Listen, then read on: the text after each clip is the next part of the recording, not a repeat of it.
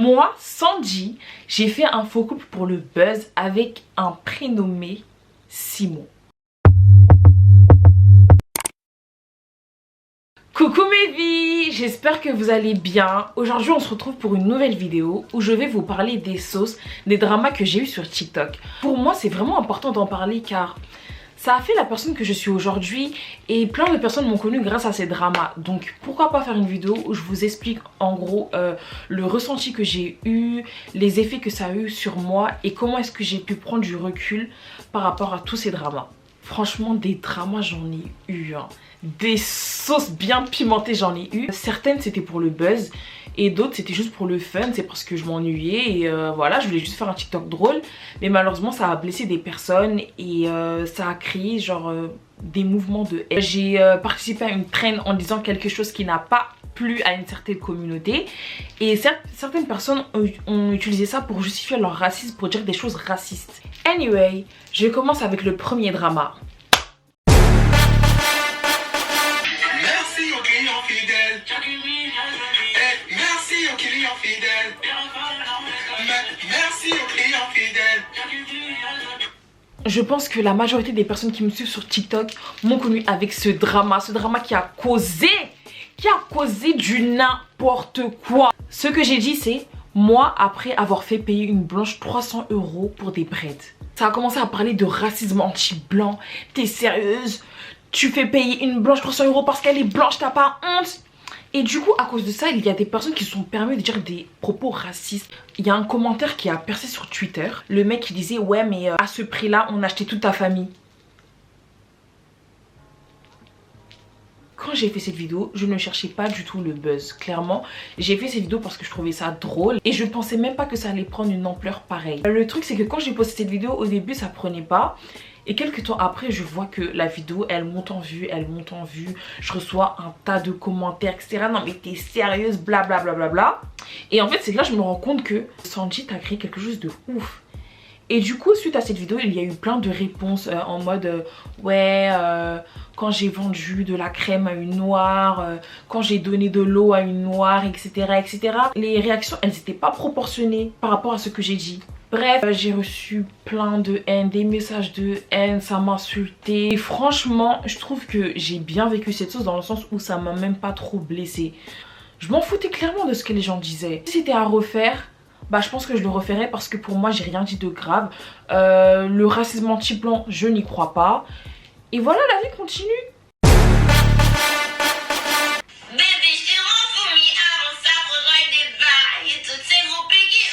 Insupportable, ma voix elle est insupportable. Ouais, cette sauce c'était n'importe quoi. Je vous explique. J'étais dans ma chambre tranquille et tout. Je me suis dit ouais, pourquoi est-ce que je vais pas imiter quelqu'un? Et du coup je me suis dit bah pourquoi ne pas imiter Ayam Belize? Sachant que moi je suis une meuf, j'aime trop imiter les gens qui chantent. J'ai imité Aya Nakamura, j'ai imité Louwa.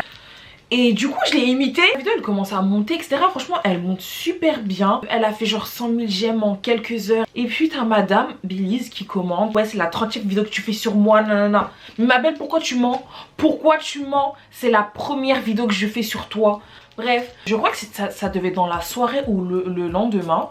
Elle fait un live et je vois plein de gens qui m'identifient, qui m'envoient des DM et tout. Elle fait un live sur toi, elle parle de toi, elle parle mal de toi. Par curiosité, je monte dans live et je vois qu'elle parle super mal de moi. En disant ouais, de toute façon elle cherche du buzz sur moi. De toute façon on va pas monter en live, hein, c'est toujours comme ça. Moi j'ai des projets, j'ai des choses à faire. J'étais en mode mais elle se prend pour qui? Je t'ai juste imité, j'ai jamais dit que tes sons ils étaient nuls, j'ai jamais dit que ta voix elle était moche. Enfin bref. Donc je chante. Laisse-moi parler. Non, c'est Imiter mon la live, manière j'ai tous les dont vous droits. chantez. Tu commences à dire ouais, elle a fait 4 vues sur moi, blablabla. Bla, bla, bla. Tu t'affiches pour toi, j'ai fait une vidéo sur toi. Les autres vidéos, je ne parlais pas de toi. Ça t'avait mentionné, ok, mais je parlais pas de toi. Donc à un moment donné, stop en fait. La meuf elle est là, elle parle mal de moi. Voilà, vous pouvez voir dans le live que en fait j'étais tellement énervée que je ne savais pas quoi dire. J'ai commencé à débiter comme ça. Je retenais, je voulais pas l'insulter. Je ne voulais pas l'insulter, je voulais pas me rabaisser à son niveau. J'aurais dû prendre le temps de réfléchir à ce que je voulais dire, mais ça s'est fait comme ça et voilà. Aujourd'hui je regrette d'être montée dans ce live. Je ne regrette pas d'avoir fait la vidéo parce que pour moi il n'y avait rien de grave. Mais les gars, pour ce drama, j'ai même pas à vous le dire. Vous-même, vous savez comment j'ai pollué tout TikTok avec cette histoire. Comment vos pourtours étaient remplis de notre duo, de notre faux couple. Mais tu vois, je vais quand même vous le dire pour les gens qui ne connaissent pas, qui ne savent pas ce qui s'est passé. Moi, Sandy, j'ai fait un faux couple pour le buzz avec un prénommé Simon. J'avais promis de ne plus parler de lui, etc. Mais dans le contexte de la vidéo, je suis obligée de parler de lui pour que les gens sachent de quoi je parle. Ouais, c'est le drama que je regrette le plus d'avoir fait. Et de base, ça devait même pas être un drama. Enfin bref, je vous explique. Comme vous l'avez vu, je faisais des duos avec Simon. Et vas-y, moi je trouve ça drôle de faire des duos avec, etc. En mode second degré. Hihi haha, on rigole. Il a vu que bah quand je faisais des duos avec lui, ça marchait énormément. Il s'est dit... pourquoi pas faire des vidéos avec elle. Ce qui s'est passé, c'est que son manager est venu me contacter sur ma boîte mail et sur Instagram, mais je n'ai jamais voulu répondre. Je ne voulais pas faire de vidéo avec lui parce que j'en voyais pas l'intérêt, et en soi, moi j'étais bien toute seule. Moi je suis pas du genre à faire plein de collabs avec des gens que je connais pas. Je fais souvent des vidéos avec mes potes et tout, etc., mes potes tiktokers, mais jamais je vais faire une vidéo comme ça avec quelqu'un que je connais pas trop. Enfin, c'est pas trop mon délire. Je vois qu'il insiste, etc. Et vas-y, mes potes ils m'encouragent, ils me disent en vrai ça peut être cool si tu fais une vidéo avec lui et tout, ça peut être drôle, etc. Du coup j'accepte. Donc ce qui se passe, c'est qu'on s'appelle en FaceTime, on parle, et franchement j'accroche l'ouf avec lui, mais genre platoniquement, hein, faut pas croire. Et tout, on parle, etc. Je dis mais en fait il est sympa, genre tranquille. Du coup on se dit quoi? On se dit ouais, pourquoi pas faire une sorte, enfin comme si on était en couple. Juste on le dit pas aux abonnés, mais on fait comme si on était en couple.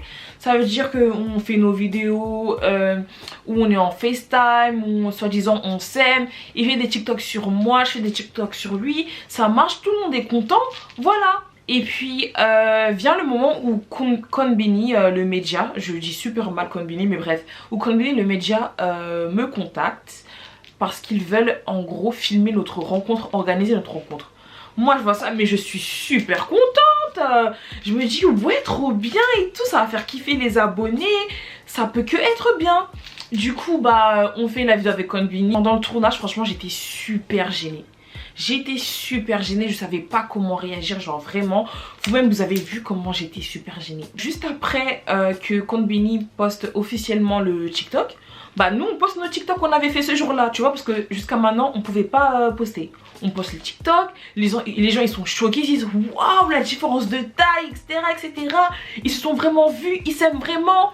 Sachant que jusqu'à maintenant, je n'ai jamais dit que j'étais en couple avec lui. Jamais j'ai dit de ma bouche, oui, je sors avec lui. Je n'ai jamais dit ça. Donc voilà, c'était cool. Mais en fait, il y a un truc qui me dérangeait en fait pendant tout ça. C'est que lui, il était beaucoup trop à fond et ça laissait croire que lui, il était amoureux de moi et que moi, je m'empêchais de lui. Et je pense que c'est littéralement ce qu'il voulait faire. Ça veut dire qu'il aimait trop m'identifier en story, me mettre en story, etc. Parler de moi H24. Et ça m'est dérangé parce que je me dis, on fait ça sur TikTok et ça s'arrête là. Et lui, il se plaignait que je le mettais pas trop en story, que on faisait pas des photos ensemble qu'on postait sur les réseaux sociaux. Enfin, soi-disant, j'étais pas assez impliquée. Mais c'est pas que je suis pas assez impliquée, c'est que je ne veux pas être impliquée. Et vas-y, ça a créé un peu des tensions, etc. Et puis vient le jour où je veux mettre fin à tout ça. Et je pense qu'il s'est dit que, mais si elle met fin à tout ça, toutes les stats, tous les j'aime que j'ai, etc., bah il n'y en aura plus. Il faut que je trouve quelque chose. Ça veut dire que le mec, ce qu'il a fait, c'est qu'il a voulu me faire passer pour la méchante. Petit à petit, il me faisait passer pour la méchante. Ouais, c'est vrai que Sandy, on dirait, elle s'en fout de moi, etc., etc. Tu vois, il faisait ça pour la compassion. Du coup, il me fait, ouais, tu sais quoi, viens ce soir, on fait des TikTok pour dire qu'on met fin à tout ça. Moi, je suis grave d'accord, je me dis, bah tant mieux vraiment qu'on en finisse, etc. Ça commence à me saouler et ça prend de grandes proportions et voilà. Je fais le TikTok, il fait le TikTok. Ça va, genre les gens ils sont un peu déçus, etc. Mais tranquille, genre toujours dans la positivité. Je renchéris encore avec un TikTok en disant ouais, je cherche mon prochain âme sœur. Le lendemain, il fait un TikTok en duo avec ce TikTok en disant ouais, elle est sérieuse, elle tourne déjà la page. Ce qui fait que ça me fait passer pour la méchante clairement. Et moi c'est pas ce que je veux parce que je reçois des messages de haine, je me fais unfollow en masse. Et moi je ne peux pas accepter ça. Du coup Je me lève comme ça, je fais un live où j'explique tout de A à Z. Je dis que oui, Simon et moi on n'a jamais été en couple. Je lui ai jamais fait croire au grand jamais que j'étais amoureuse de lui, que j'avais de l'intérêt pour lui. Tout était platonique. Ce qui fait que lui il monte dans le live en disant ouais t'es mauvaise, t'es méchante, blablabla, t'es comme ci, t'es comme ça. Et voilà, et le truc c'est que malgré le fait que j'ai dit toute la vérité, c'est lui qu'on croit. Est-ce que vous vous rendez compte?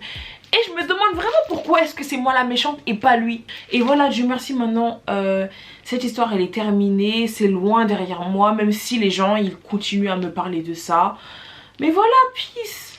Dernier mot les gars, franchement si vous voulez percer sur TikTok, évitez les dramas, ça va rien vous apporter. Ça va vous apporter que des insultes, que de la haine. Vraiment si vous voulez percer, percez parce que vous êtes vous-même ou parce que je sais pas, vous maîtrisez un instrument, que vous faites un sport, que vous savez chanter.